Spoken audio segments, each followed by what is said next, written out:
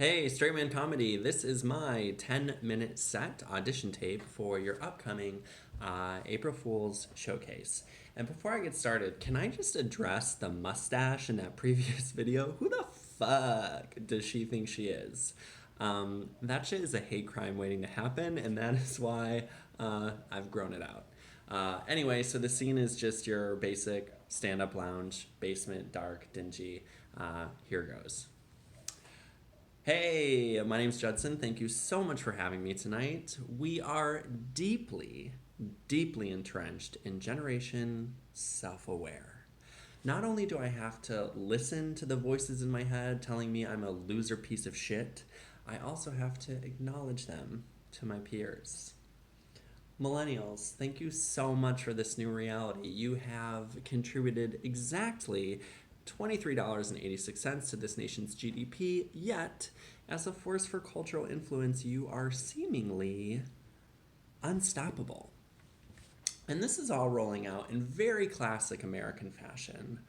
A small but powerful few have mandated the rest of us a directive and given us really no guidance on how to get there. It's kind of like how for 400 years we've been hearing, hey, dum-dum, be rich. Oh, my God. I hadn't thought about that. Be rich.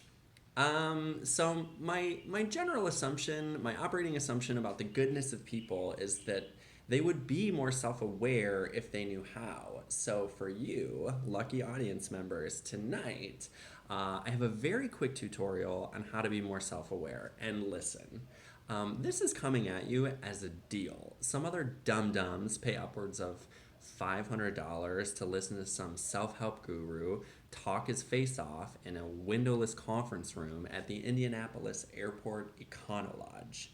At least here, the ticket is cheaper. You're still in a windowless conference room. Sorry about that. But when you leave tonight, you'll be in New York City.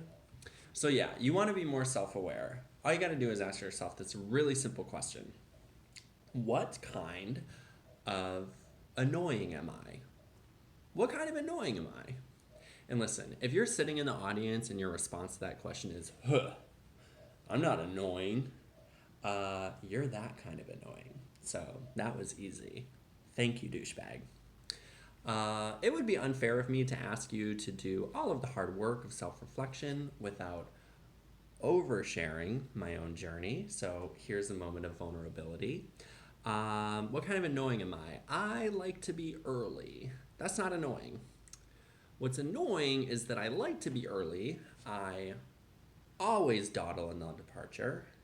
I'm inevitably late. And then I angrily blame other people because I had the intention of getting here on time. Annoying. I'm also I'm also a Johnny on the bright side annoying. You know, helping the down and out, hard on their luck, see the silver lining of their shit situation. I had a buddy give me a call a couple weeks ago, and he was absolutely distraught. He had spent years without taking a drink or a drug and had lapsed. And listen, I'm sober. I take it very seriously. I have lapsed as part of my story, and it is miserable. So he had thrown his back out at the gym, and to remedy that, had taken a handful of unprescribed Valium. At the point where he was the most high, he decided that he needed to go somewhere in a car that he would drive himself. Within an hour, he got in not one, not two, but three distinct car accidents. And when I hear this over the phone, I'm saying, oh my God, I'm just glad you're okay. Was anyone hurt? And he says, no, just property. My response? What a gift. What a gift, you asshole. I'm in fucking jail. You're in jail? Oh, you're safe then. Sometimes it's just so bad, there's no silver lining, and when you try to find it, you're being fucking annoying. My husband's annoying. Annoying. If you are booed up, you know exactly what I'm talking about. And if you're in a relationship and you don't think that they're annoying, at least some of the time, either A, it's too new, you'll get there, give it time, or B, he's lying to you. He is telling you everything that you want to hear to get into your butthole. That's gay dudes and straight dudes. It doesn't matter. They have that in common. But my husband is just like run-of-the-mill spousal annoying. Like, that doesn't go there. Annoying. Did you do this yet? Annoying. Stop bringing chlamydia into our relationship. Annoying. Um, to be honest, the fourth time he had to get on antibiotics in a calendar year, I realized, like, I was just being rude. My bad. But he is this one very specific kind of annoying, and I know that you know these other people. He is native English speaker, over ethnicizes other cultures' food words, annoying. And you know the usual suspects, right? Parmesan, mojito, croissant. I'm not going to say them like he says them because that's embarrassing. But I will say this. He gets raw French when he goes to order a pastry.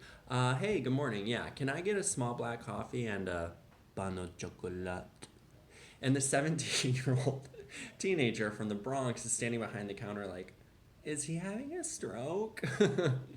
Honey, no. This is just my reality. And there's one word that just drives me absolutely insane. And I get where it's coming from, but it's unacceptable.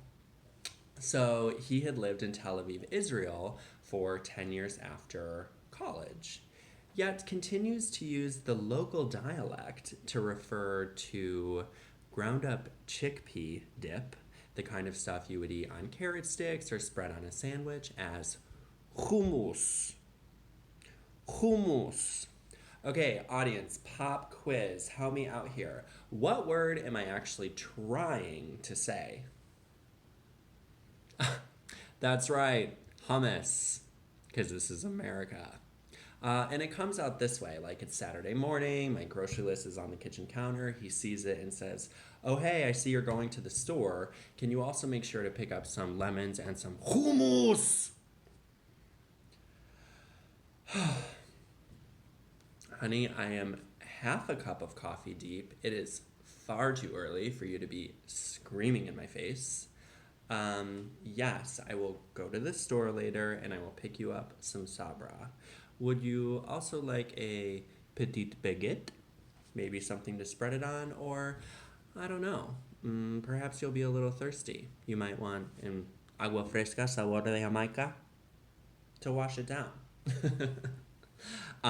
Speaking of hummus, I think gay dudes love hummus, not because it's this light ass food, but because they get to use that like very lispy, super faggy terminal S, without any of the judgment of other food words that end in S. Because guess what? Those foods are plural, as in this fat bitch is eating more than one. I had some hummus. No one questions whether it was like the snack pack with that dome of pretzels or if you ate the entire family-sized tub. They leave it alone. As opposed to, I had some cupcakes. Some. I mean, Trevor, if you had two, you would have said two. How many is some? 5?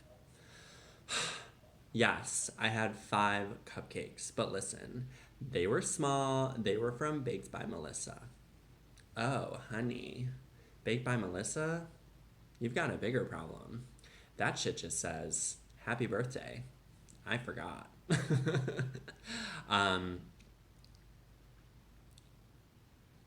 Right. There's one food that a gay cannot eat under any circumstance. I mean, they can eat it guiltily on their own, but they can't admit to eating it. And that is, do you know it? An S food? Nachos. Why? Because it just sounds like a lot. It only comes big, right? Like a plate of. a tub of, a sombrero made of. And listen, there is no such thing as a singular nacho. This thing is a pack animal. It only travels in groups.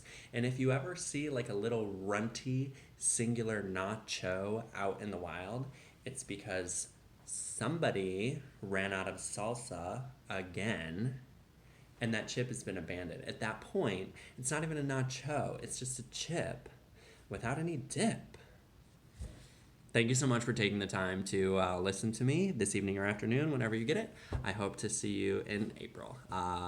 Judson Morrow, hilariously signing off.